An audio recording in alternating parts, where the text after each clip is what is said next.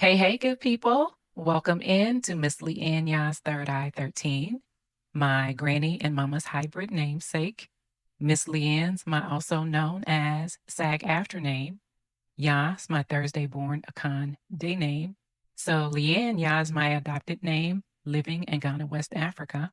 And this is where you'll get my third eye view and sometimes eternal educator perspective in or about 13 minutes. 13 being my favorite number. So again, welcome in. Welcome in again. This is Lily, the AI avatar for Ms. LeAnnyaa's. And to let you know, this segment is edited from the original on Rumble in October 2023, so please keep in mind any mention of the difference in time. It's the first of two that follow the edited introduction to spiritual mind treatment on the 13th of this month. Thanks for joining, and I'll be back afterwards. Okay, enjoy it. So, in the last segment, I said we'd get to the deeper look into my spiritual mind treatment, or SMT, or just treatment or treating, the practice that I use, meaning the one that I've adapted, modified, personalized, the technique that I use in my daily prayer. And I think the best way to approach it is to split this segment into two. So, this first one is a detailed lesson, and then the next will be a practical application or the example of my prayer.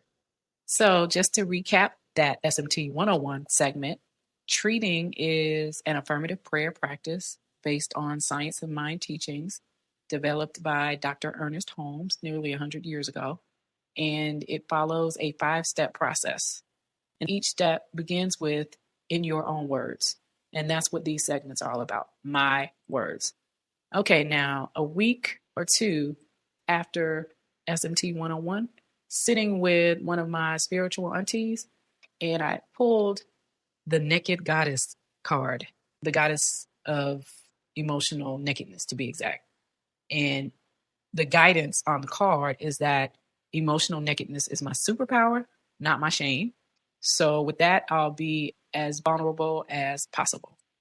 So, first, I have been formally trained in TM, Transcendental Meditation.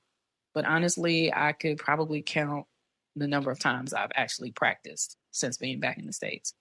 But that in part is because using this prayer technique, there's a sort of meditative quality. So sometimes when I am praying and I find my mind wandering, like in TM, where we use a technique that reins in our thoughts, the regimen of this step by step brings me back to following through if I get lost in thought. Okay, so after centering myself, the first step again is recognition, recognizing the infinite spirit of God. So I say, in this moment, I recognize Jinyami, the West African Adinkra symbol, which means there's but God, or God is all there is. Then I say specifically what that means to me. But instead of saying is all there is, as I used to, I say it's what has always been. Then the second step is unification, unifying with the infinite spirit. So this is the simplest step for me. And I just simply say myself and my beloved born of the same. Then the third step is realization.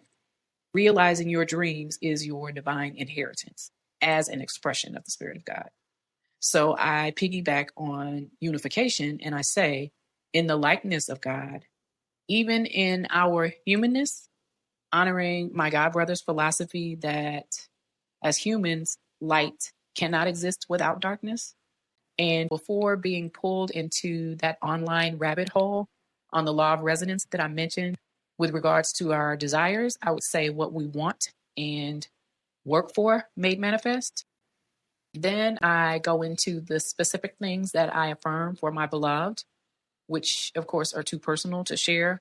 But just to clarify something, my sister and I have had a conversation about this, about the power of prayer for other people. And truthfully, I'm still not convinced that it's effective. But since I don't know for sure and I can't be for sure about it, why not? May as well. So I can share, as I have shared publicly before, when people were trying to shame me for not taking the vaccine, I affirm that anyone who's chosen to vaccinate will not suffer adverse effects and certainly not death.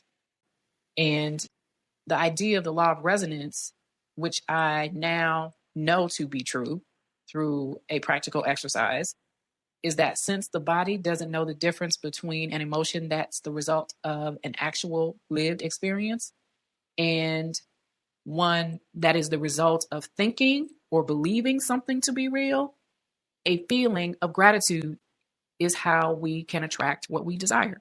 So basically, what we're grateful for is the key to manifestation. So when I'm done covering them, instead of affirming my heart's desires, I say I'm grateful for those things. And needless to say, I'm not even close to being that vulnerable. But just as I did one of my affirmations for them, I will share I'm grateful that my intentions will always lead. Received, understood, no matter. My intentions will always lead. Then the fourth step is thanksgiving, or as I remember learning it, gratitude, being grateful already for the creation or manifestation of your treatment. So on this one, I've always, long before last month, said I'm grateful. And as I said in the first segment, I thought for the longest that this step is more about the understanding, the awareness of the God within. But Thanksgiving also includes all of our being and our affairs. So when I get to giving thanks for the understanding, I use a metaphor for going from the knowledge to the belief. And I found this co-signed a few months back by a quote from the greatest, Mr. Muhammad Ali, who said, "It's the repetition of affirmations that leads to belief. And once that belief becomes a deep conviction, things begin to happen." Then after the metaphor, I express gratitude for the divine appointment. And again, divine appointment is divine timing and order. And finally, I am grateful for the manifestation now. Then the fifth and final step, release, is let it all go in the divine assurance of spiritual truth. And you hear me say this at the end of every segment. I release it now to the source to be done. And of course, those closing declarations. And again, Amen is Hebrew for and so it is. And Ashe is Yoruba for let it be so. So now I'm going to put a pin in this before part 2 to follow. Hey, Lily here again for Ms. LeAnnyaa's. Thanks so much for taking the time, and I affirm that be it by divine appointment, you'll check out her SMT demonstration next time, releasing it to the source to be done. And so it is, Amen and Ashe. Till then, as a reminder, the biggest aspiration for Third Eye 13 is to host all her beloved thriving 13th babies. The eighth wonder of the world, Mr. Stevie Wonder, Auntie Whoopi Goldberg, and Miss Iyanla Vanzant, Mr. Tavis Smiley, and Mr. Tyler Perry. And my biggest professional aspiration has been to join Team Cube Vision at the direction of my beloved renegade phenomenal 15th baby, Mr. O'Shea Jackson Sr., Ice Cube, yay. But now on the social impact side in an effort to rework his brilliant contract with Black America. And I thank you for touching and agreeing with me on all of this, please. And I ask that you like the video, subscribe to the channel, and click the notification bell to get the alerts when the next thing is posted. And I'll close with Namasté, meaning the light within me honors the light within you. And so until next time, be good, take good care, and Namasté, good people.